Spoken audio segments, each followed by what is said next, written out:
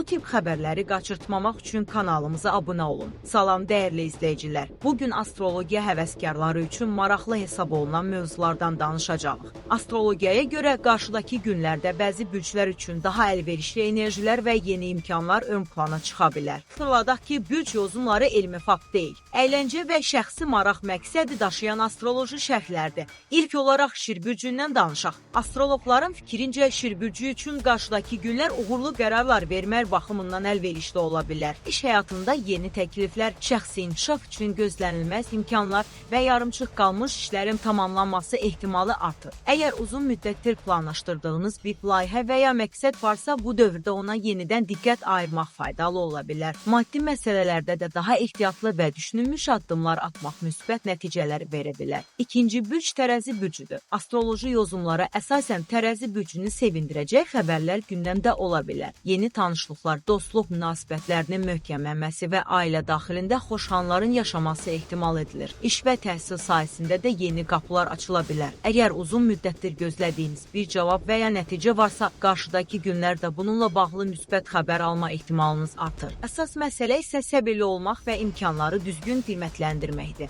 Üçüncü bürc isə Oxatan bürcüdür. Astrologlar hesab edirlər ki, Oxatan bürcü üçün qarşıdakı dövr motivasiya və enerji baxımından uğurlu keçə bilər. Yeni layihələrə başlamaq, səyahət planları qurmaq və şəxsi inkişaf istiqamətində addımlar atmaq üçün münasib vaxt hesab olunur. Maddi vəziyyətlə bağlı bəzi sevindirici dəyişikliklər də mümkündür. Bununla yanaşı, ailə üzvləri və yaxın insanlarla münasibətlərdə qarşılıqlı anlaşmanın artacağı ehtimal edilir. Əlbəttə, unutmaq olmaz ki, insanın uğuru yalnız bürcündən asılı deyil. Əzm, zəhmət, düzgün qərarlar və məqsəd yönlü olmaq həyatda uğurun əsas amillərindən biridir. Astrologiya isə bir çox insanlar üçün sadəcə maraqlı baxış bucağı və əyləncəli mövzudur. Bəs siz hansı bürcdənsiniz? Yazılan fikirlərlə razısınızmı? Öz bürcünüz haqqında düşüncələrinizi şərh bölməsində bizimlə bölüşə bilərsiniz. Videonu bəyəndinizsə bəyənməyi, kanalımıza abunə olmağı və yeni videolardan ilk xəbərdar olmaq üçün bildirişləri aktiv etməyi unutmayın.